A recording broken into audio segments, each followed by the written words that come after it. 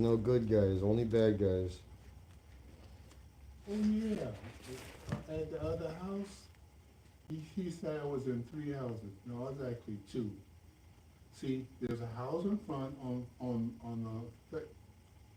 Ferdinand Street.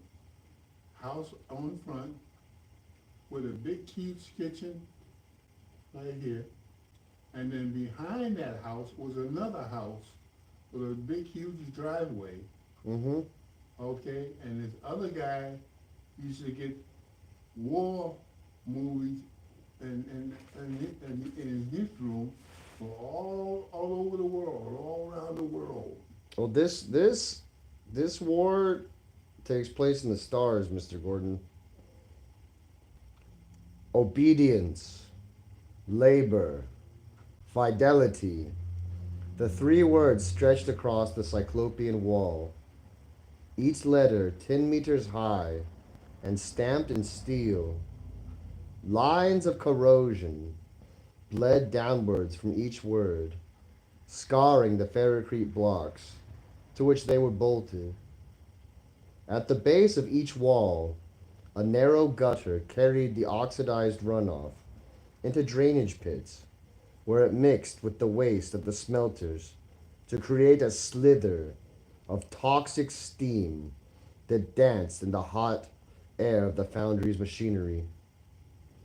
Uzane stared up at those words, feeling them pressing down upon him in all their corroded magnolence.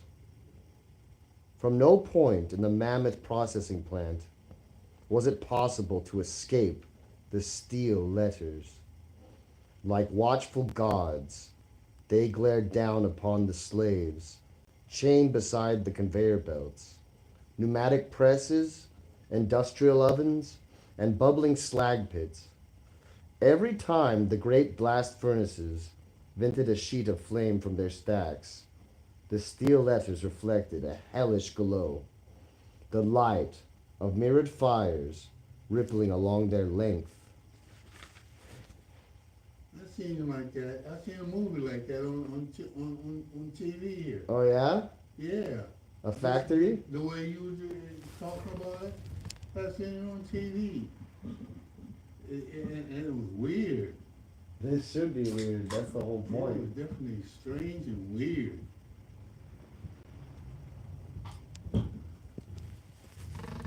But it was good. This one's one of my favorites, Mr. Gordon, because there is still good in a world of evil.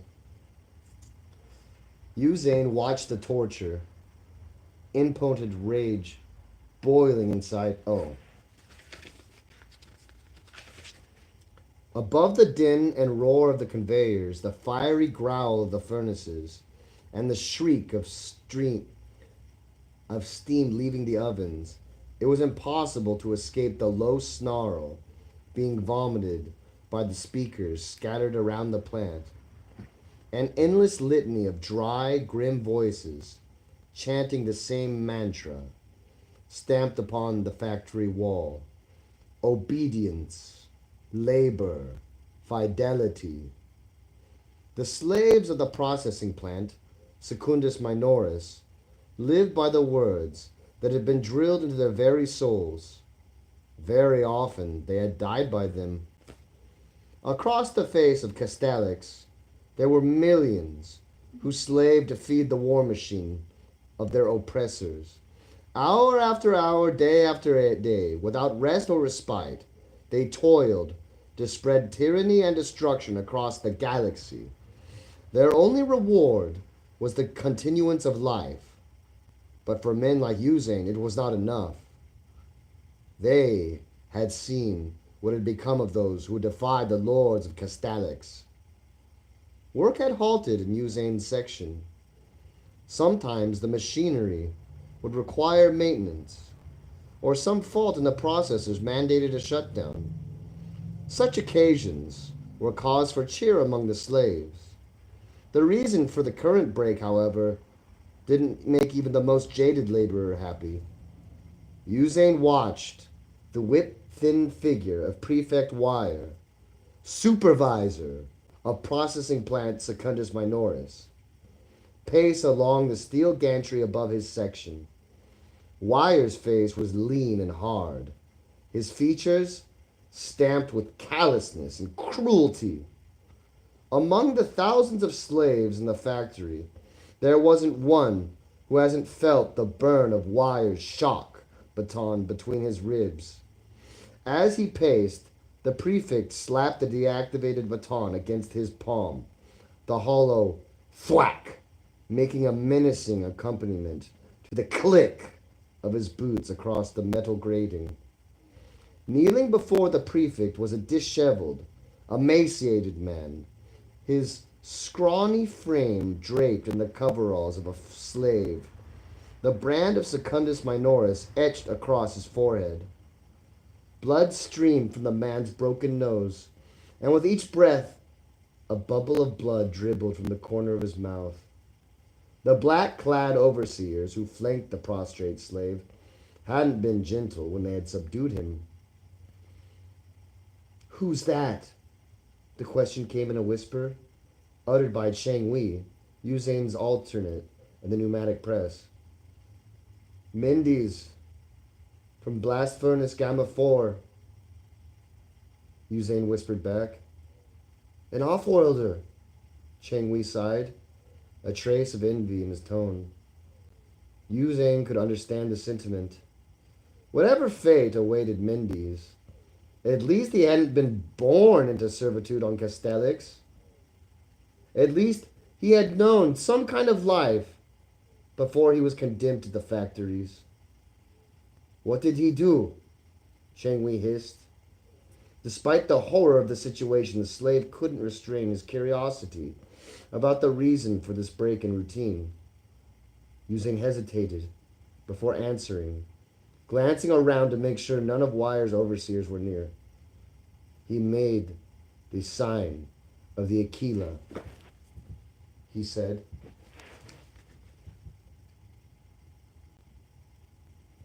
Poor, stupid off-world bastard, Chang Wei said. Wire will have him shot for that. When will these off-worlders learn? The gaunt prefect was launching into a harangue now, his voice raised in caustic hiss. When will you vermin learn? Wire asked. When will you understand that your superstitions will not help you? The prefect leaned in, activating his baton and driving the butt of the weapon against Mendes' midsection. The slave cried out as electricity crackled across his body. He writhed in the grip of the overseers who held him, his captors safe inside their insulated uniforms. You are no longer a man, Wire snapped, turning away from the slave and pacing along the gantry. You do not think. You do not dream. You do not hope. He rounded on Mendes, smashing the baton against his mouth, lightning sizzling through the captive's clenched teeth. You do not pray. Is that from a book you reading it? Yeah. Because, like I said, I've seen a movie like that up here. You know, and it was showing the deal and Well, no one wants to be stuck doing something they don't want to do, Mr. Gordon. There's a lot of people that live kind of like this, maybe not completely, but this story goes on and on and on, in all sorts of places. Some people that live like that. Yeah. There's a lot of people that live like that. And there's sickos too out there. There's sickos too. They've been on the news and everything.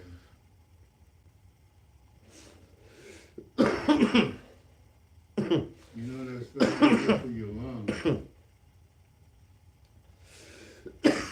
Henry likes it when I read because he knows what my next move is. He does. Yeah, he loves it when I read because he knows that I won't be moving. He knows I'll be here for at least an hour. You saying watch the torture. Yeah, he's laying down right there. Yeah, he's happy. We might have to give him a little rug or something. But maybe he likes the hard floor. And that black one's in there somewhere. Probably. Just see me going on on my backside because they both went that way, and he was sitting right in front of the heater. I mean, right in front of it, because that's sort of white. So he was getting some heat. Oh, his little bib. Yep, you got your little bib, Henry. That way we can see you at night. That's why you got your bib on. Little white bib. And then the black cat went across him. And then he got up and went that way, because you still was in the shower. And then the black cat went that way too.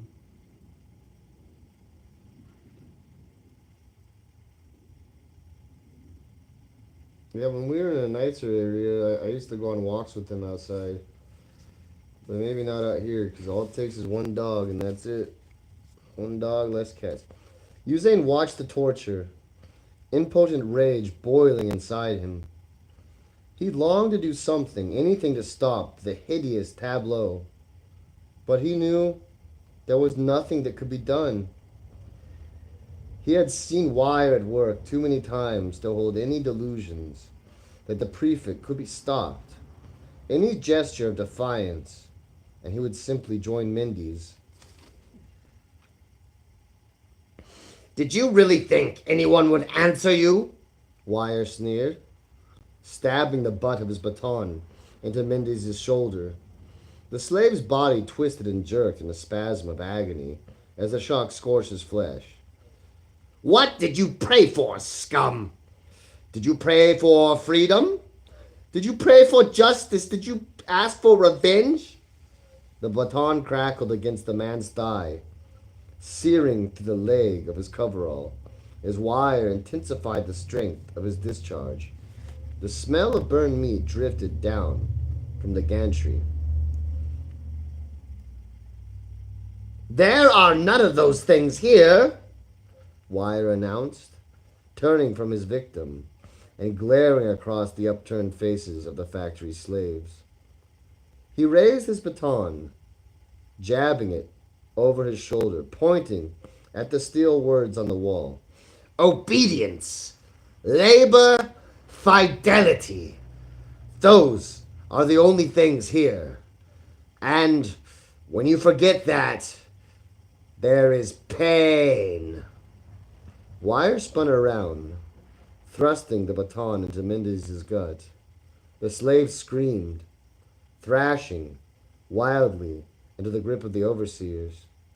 The prefect grinned sadistically as he held the activated shock baton in place, watching it burn the slave's body.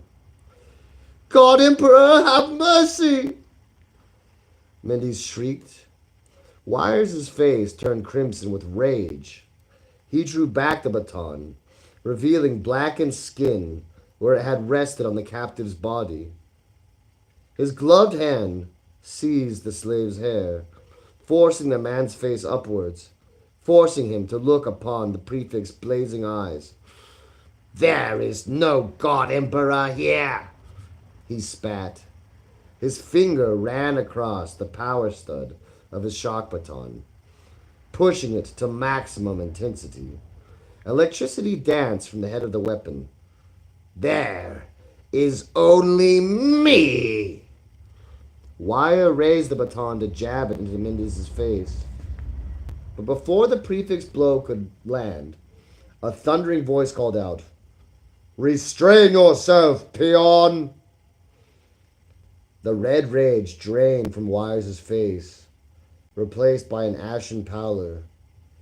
He turned slowly, facing in the direction from which the booming voice had sounded.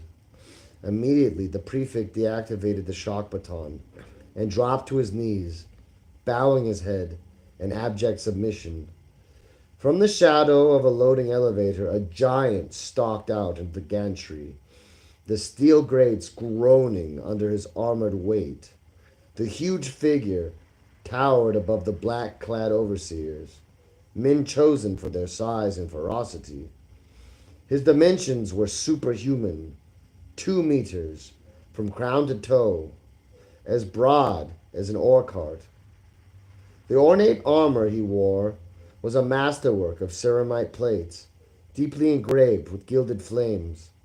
The giant's helmet encased his head completely, red optics glaring out from a mask of iron.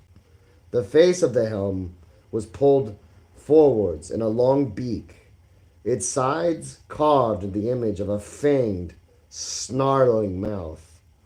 Upon one bulky shoulder pauldron, a leering metal skull glowered down at the slaves of processing plant Secundus Minoris. A thrill of terror swept through the assembly. Chains clattered as men covered their eyes. Moans of horror rose unbidden from stunned spectators. For once, even the overseers were taken aback, staring with outright fear as the giant marched towards Prefect Wire. Usain's body trembled like a leaf in a storm. He'd longed to hide his face from the armored nightmare, but found himself as transfixed as a sumprat watching an ash viper. Wire was nothing. His brutality was nothing. His cruelty was nothing. The prefect was little more than a slave himself, a vassal to the masters of Castellax, a clever pet to the monsters who ruled over Usain's homeworld. Among the slaves, particularly the offworlders, there were whispers about the warrior angels who defended the Imperium, the semi-divine Adeptus Astartes, superhumans who fought battle. They were demigods, sons of the God Emperor himself, protectors of his faithful children. The masters of Castellax were a profane mockery of that holy image.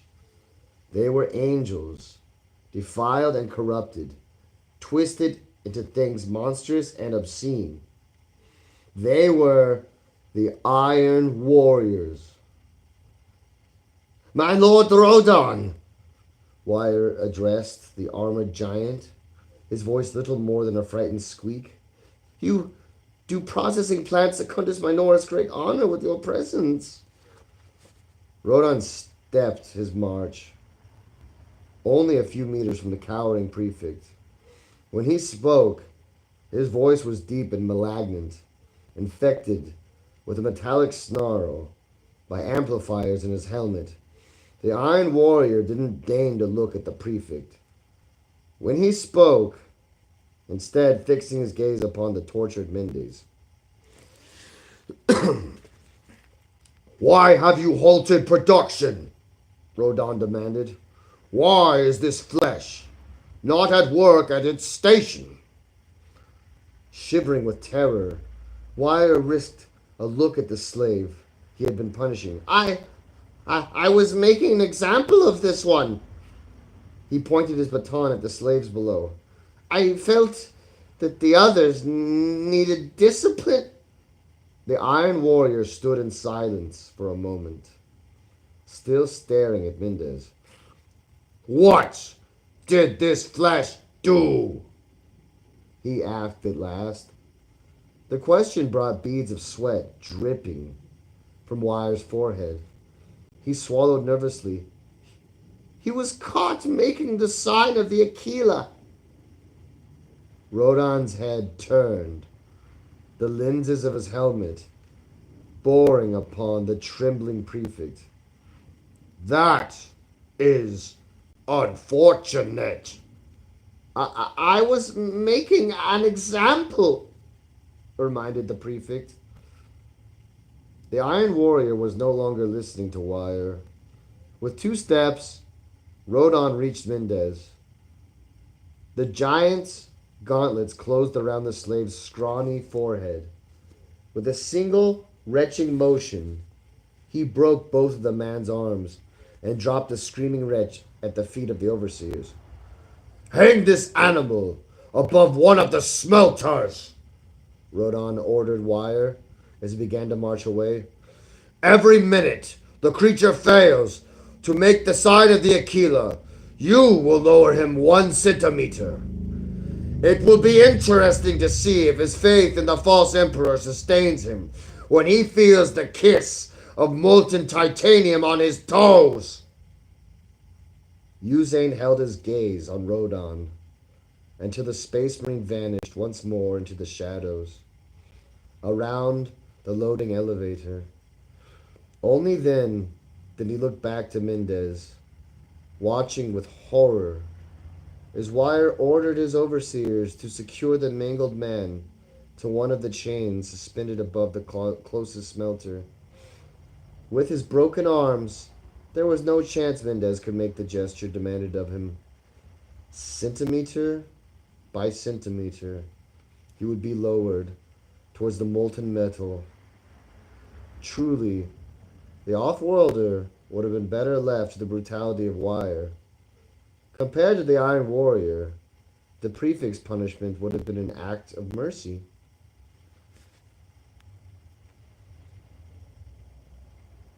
Captain Antares leaned back on his Groxhide command throne and watched the icy gray globe steadily grow smaller. At this distance, he could just barely make out the superstructures, the transfer stations orbiting the moon. If not for the guide lights mounted to the docking arms, he doubted if he had been able to pick them up from the black starscape which stretched across the bridge's view screen. Impex 5, outermost of the vagabond moons of Castellax system, for an interplanetary tanker like the Star Drinker, it took 2 weeks to make the voyage.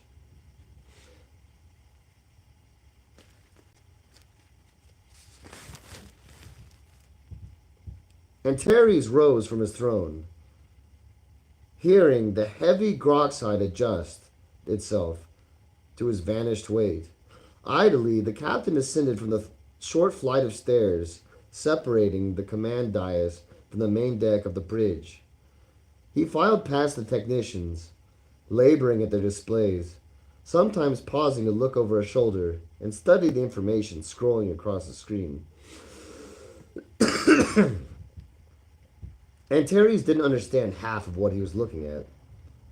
But what was more important is that his crew thought he did. Efficiency through encouragement was something the Iron Warriors used to dominate their fleet.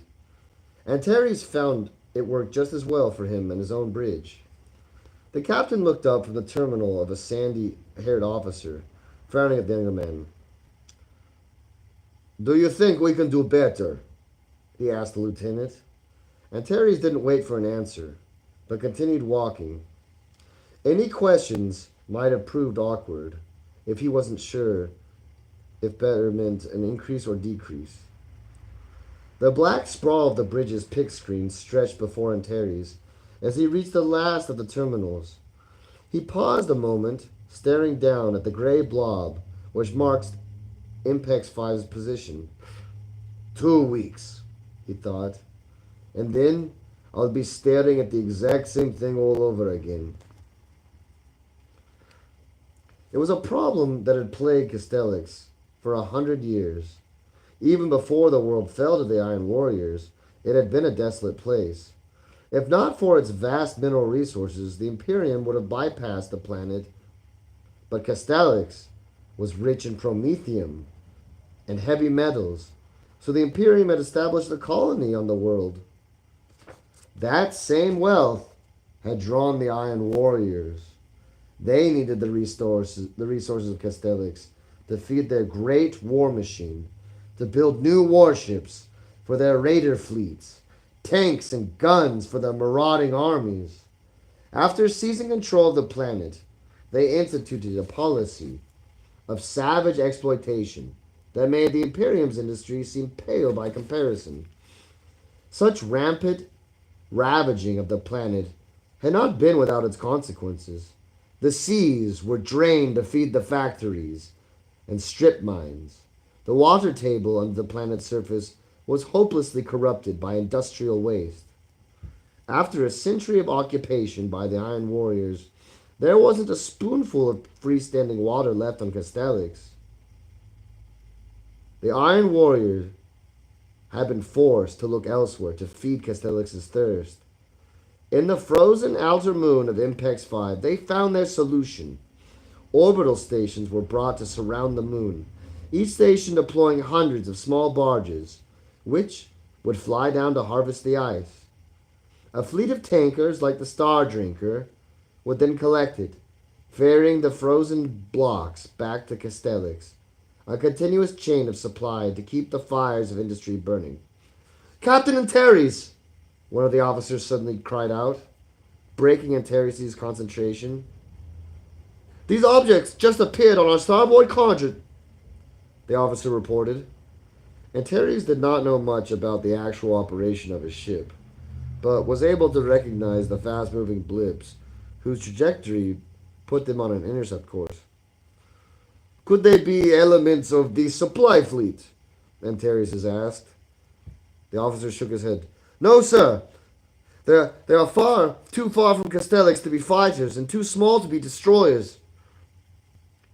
As Antares digested the problem of what the blips might represent, the crewmen at the communications relays suddenly clapped their hands to their ears, swiftly turning down the volume of the Vox implants bolted their skulls. Captain Antares! One of them shouted. We've tried hailing the blips. Every frequency is being overwhelmed by some sort of strange intercept. The comms officer reached down. He depressed an actuator rune. Voxcasters began to broadcast the weird chatter. It was a confusion of deep grunts and croaking laughter, a bedlam of gruff, brutal vocalizations.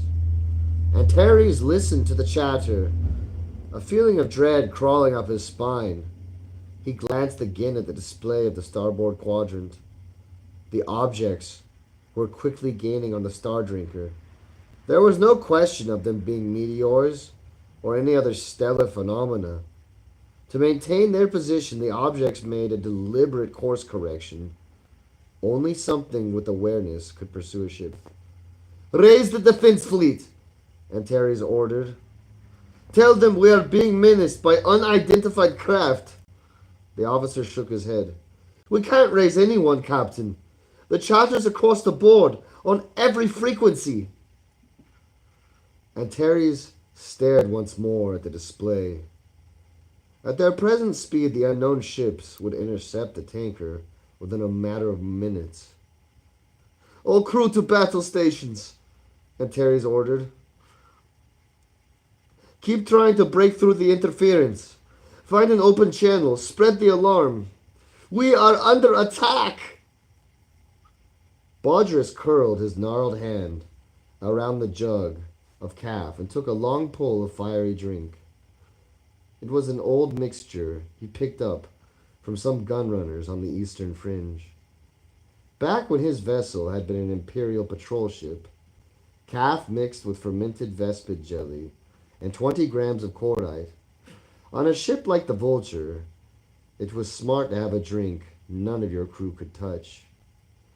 Wiping the residue of the drink from his beard, Bodris shifted in his command throne, staring down at the crew pits flanking the captain's bridge. The pits were so filled with scanners, relays, exchangers, comms hubs, fire control systems, and observation slates that were scarcely had enough room for the crew to breathe. The original complement of machinery the frigate had been fitted out with when it left the shipyards of Calth had been greatly augmented in the decades since she entered the thraldom of the Iron Warriors.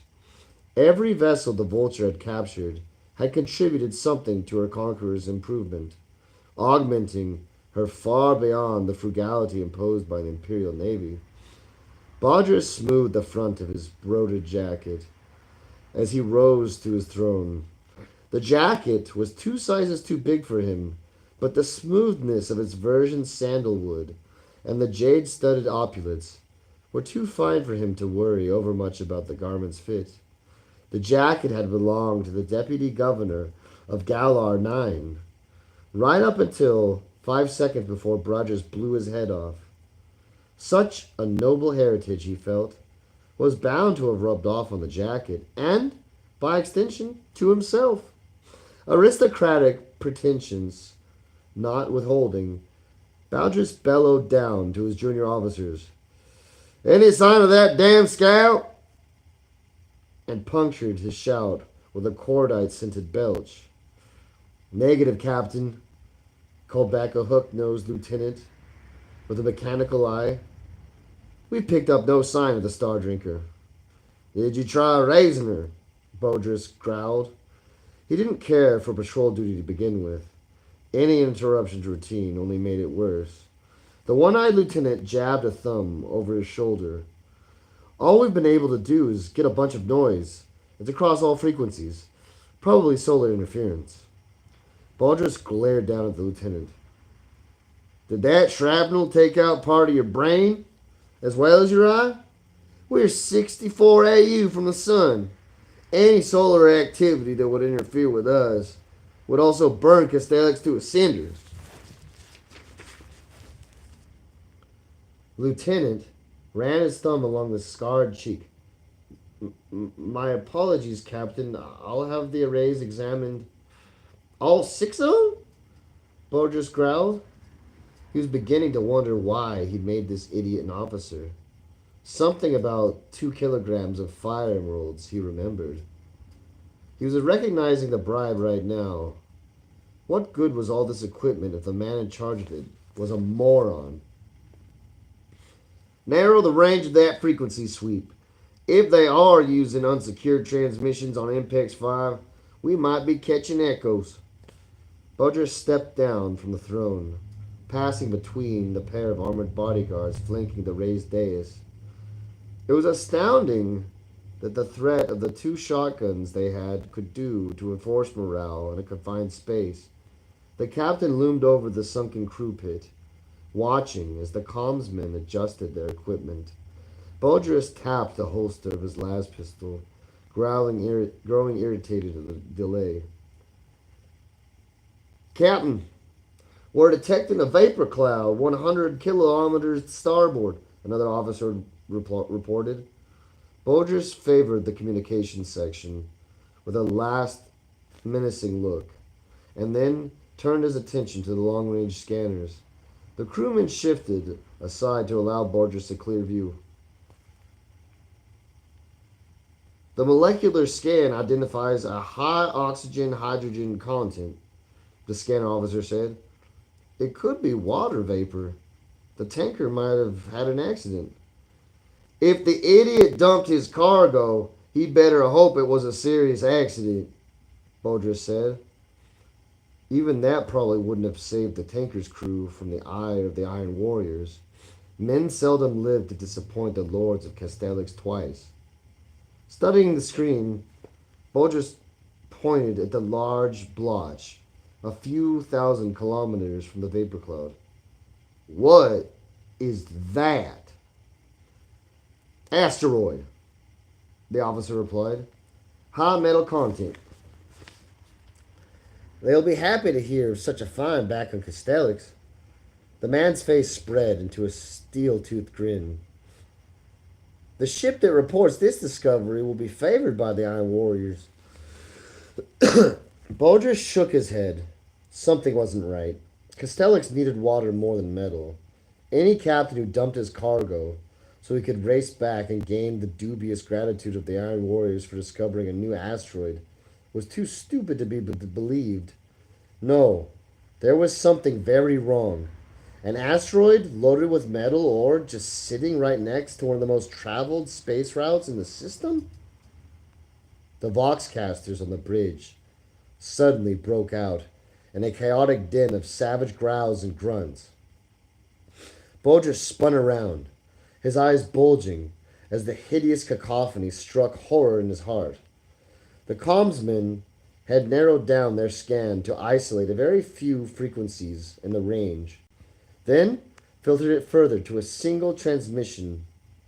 Now that he had heard it, Bodgers almost wished he hadn't. The interference caused by the bedlam of crude Vox transmissions scattered across a range of frequencies, their erratic and unstable nature causing them to bleed across each other. In effect, in their very primitiveness, the obsolete inefficiency and instability of the transmissions had overwhelmed the frigate's sensitive equipment. The vulture's sharp ears had been deaf to the howls of the worst predator in the galaxy. Bodris knew the voices. He'd heard them before, on the eastern fringe. Now he understood why there was an asteroid lying off the trade route. Battle stations! Battle stations! Battle stations! Bodris roared, storming across the bridge and smashing his fist into the glass casing of the alert signal. Klaxons wailed as harsh crimson lights flashed in the ceiling. Hail all gun crews! Bodris snarled down at the officers. I want every battery train on that asteroid. I want torpedoes at the ready. Captain, we're picking up 40 energy discharges from the surface of that asteroid, one of the officers shouted. Captain, it's firing at us! Bodris raised the jug of calf and took a quick swig. They were too late. The enemy had gotten off the first salvo, and all they could do was hope their void shields could withstand the barrage. Because what was out there, lurking off in space, wasn't an asteroid. It had been hollowed out. Turned into a spacefaring fortress by the most murderous species in the galaxy, the orcs.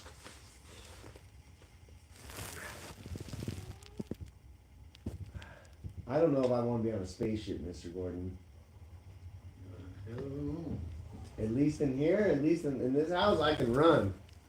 There were a couple people looking for me last week, Mr. Gordon. I jumped that fence. That alley right there is awesome. You can always get out if you need to, but in space, you got nowhere to go. And like that one movie we watched, you can even get out there and you're just floating forever. Just like Keith. He wouldn't fly. It held. You know what? He's smart now, Mr. Gordon, because we got planes flying out. We got planes flying to the ground. We got planes on fire. The helicopters crashing. We got we got a demolition group crashing in planes. And in neighborhoods like this, crashing right in front of you.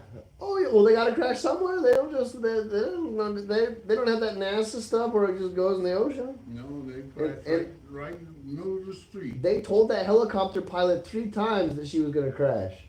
And she told him all 3 times, I see it, it's fine. No. Congratulations, that helicopter is now 100% fuel efficient.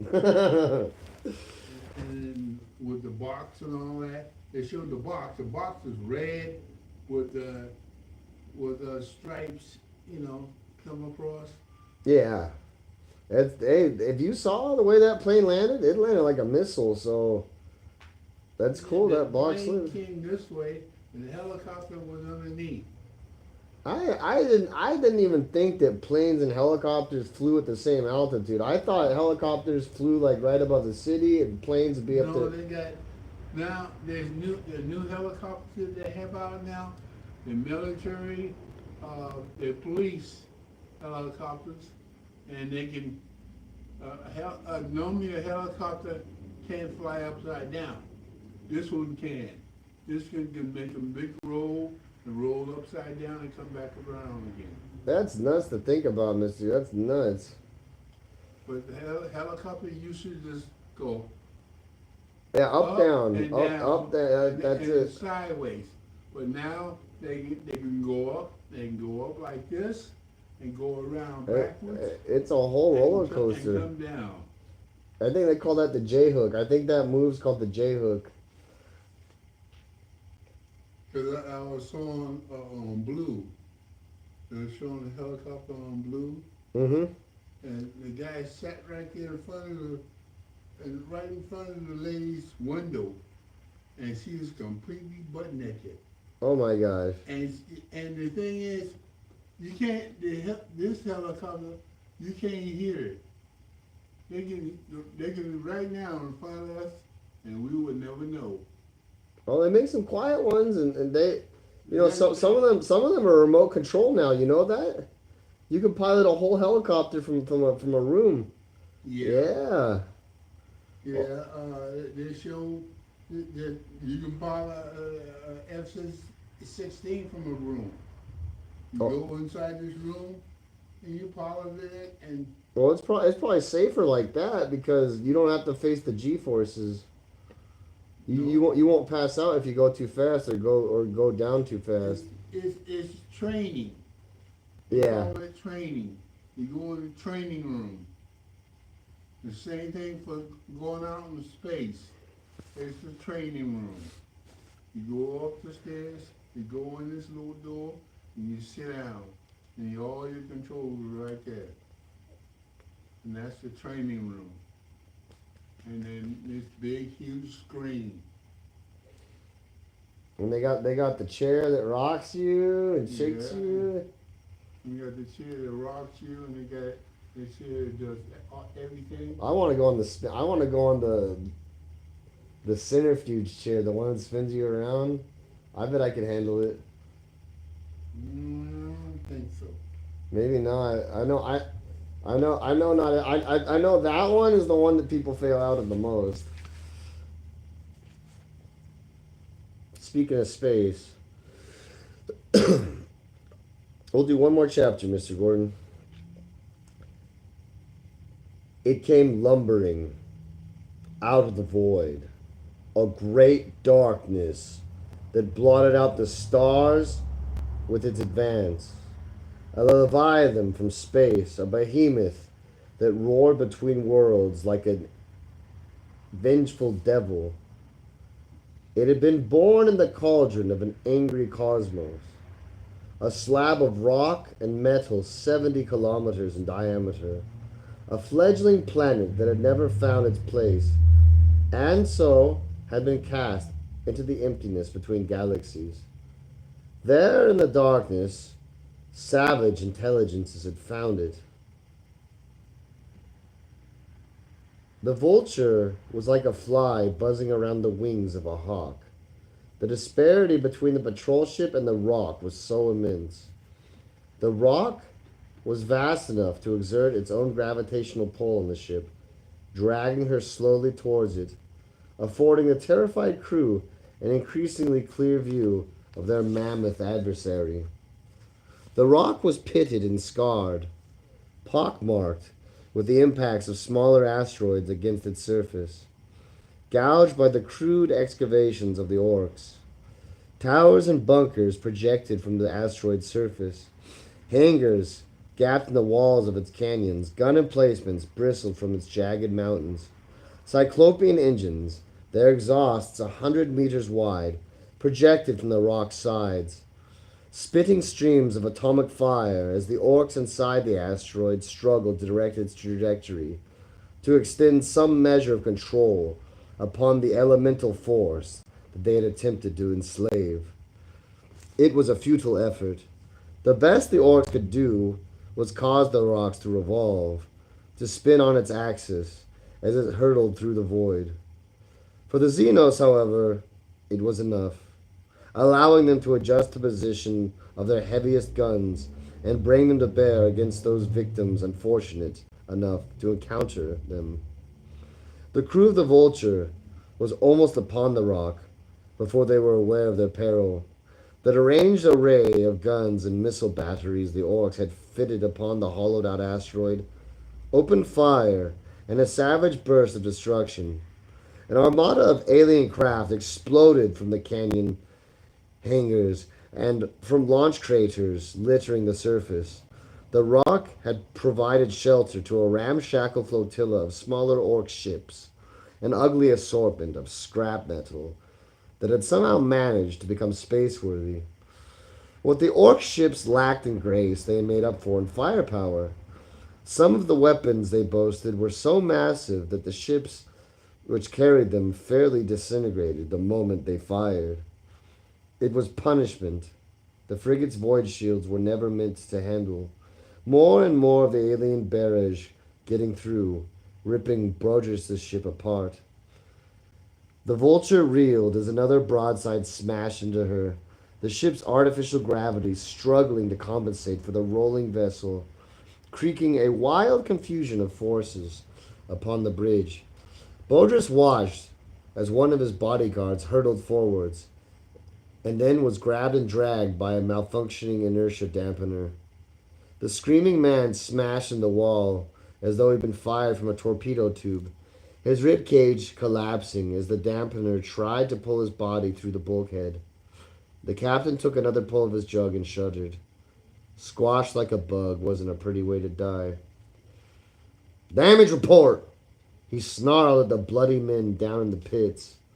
Between overloaded circuits, dislodged machinery, and debris from the ship's infrastructure, not a man in the pit had escaped as some sort of injury.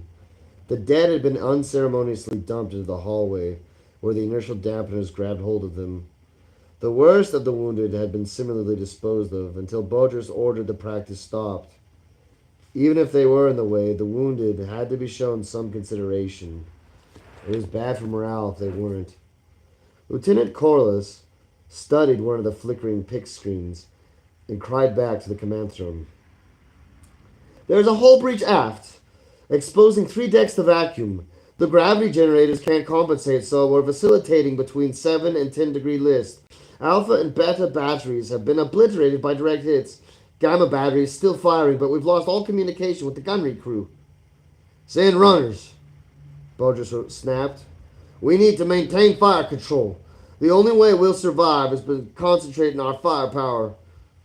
Even as he gave the order, Bodris wondered if it would really make any difference. Only 1 macro cannon still operational, an ensign with a raw gash across his forehead reported, cringing. Vox communication has been lost throughout the lower decks. Bodris groaned. That would be those filthy missiles the rock had fired into them. The moment they had struck, the crew had breathed a sigh of relief, thinking they were duds. Then the electronic pulses had started, gradually increasing in scope and intensity. Somehow the missiles were both absorbing and projecting energy. The effect was like a massive haywire grenade, shorting out machinery close to the point of impact and utterly severing the lines of communication passing through this part of the ship. Fires in the kitchens, crew barracks, and officers' decks, another officer shouted. Get fire control team down there, Bodris ordered. If fire was allowed to go unchecked in that part of the frigate, the ship would be effectively cut in two. The team assigned to do that area was killed by a hull breach, Lieutenant Corliss reported. We're trying to redirect another team there now. Don't try and do it, Bodris roared. He stared at the view screen beside him. The rock was slowly closing upon the frigate, rotating to bring an obscenely huge cannon mounted on its surface to bear on the Vulture. Some of the smaller orc ships were scattering, intimidated by the approach of the hulking weapon. Others, too lost in their mindless urge to destroy, continued to swarm around the frigate. More hull breaches in decks 19 through 24. Fire control has been hit. Can't raise the control. Last macro cannon has gone silent. Delta battery reports 2 plasma batteries have been overheated. Bodris turned the jug upside down, drained the last few drops from the bottom. He tossed the empty vessel aside, watching as the initial dampener caught it and splashed it back on the bulkhead. Report to Castellax, the captain said. Tell him we've been occupying the orcs as long as we can. Bodris watched as a brilliant glow gathered in the mouth of the rock's oversized cannon. Tell our dread masters they can expect some company real soon, Bodris spat. He glanced down at his elegant jacket. It was such a shame that so fine a garment was going to be ruined. Mummified husks of humanity, bound in sinews of steel, and garbed in mantles of iron, mouths stretched wide in frozen screams. The eternal choir loomed from the vaulted heights. Do you have to read like this at school Oh, in front of the kids? sometimes I like reading in front of them. I love reading in front of them. But I have to find the right book, of course. I have to find the right book because it can't be too Now, are scary. you teaching kids, little bitty kids, or in between kids? It can really be anybody. So, I like so the. how long do you have to go to school? Oh, I've been there since 2017, Mr. Because Gordon. what's the name? He told me he's been in school. He was in school 8 years before to different colleges. He Oh well, graduated from different colleges. it's In gonna take different colleges. it's gonna take me longer than 8 years for sure. It's gonna take me a little bit longer than 8 years.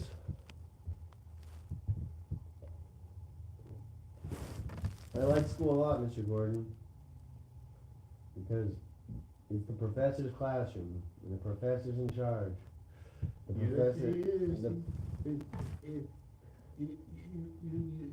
you're in a room like this, and you go from the top to the bottom, Yep. and then the professor down at the bottom, and he just going off.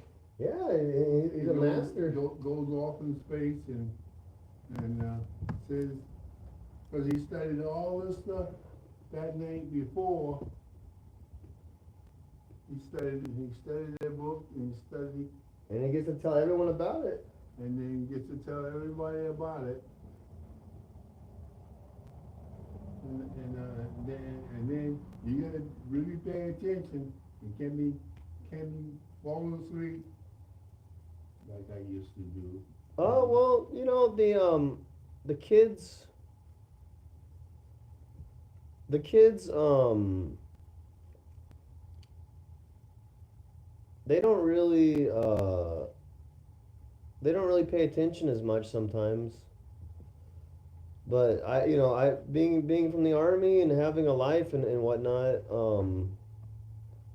it showed me that I gotta pay attention because cause I pay the way I pay attention to the professors, the way I pay attention to the drill sergeants,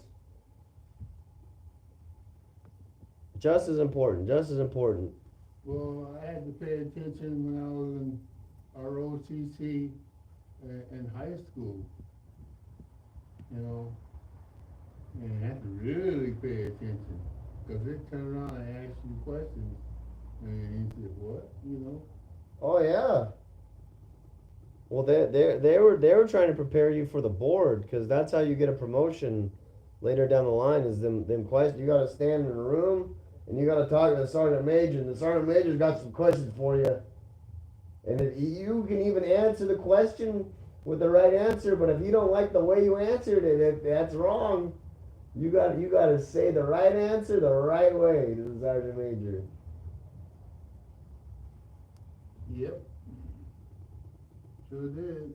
Ain't Mr. And Gordon, then when I go nuts and I'm really, it's just the sergeant major. That's all it is. It's just the damn sergeant major. we had the I iron uniforms. We had to put three creases in the back See, I and two in the front. see, Mr. Gordon, I couldn't do that. I was so bad at that. I had to pay the Asian ladies to do it for me. You pay them $35. They'll make your uniform perfect, perfect. Well, I learned that from my grandmother. My grandmother showed me how, and so I learned how to iron. So I used to iron all the police officers and everybody in their neighborhood that went to USC. That's a hard school, USC. And look at him. He's happy. He's got his ears up. He's listening to us. We're his TV right now, Mr. Gordon. We're his TV. I don't know what the black cat is. She's probably outside. Oh, you got that door open? Uh, she can get Then she's in your room. she can get through my room through the window. She might be in my room. I already fed the big one. I already fed the big one. The great big giant one? Yeah.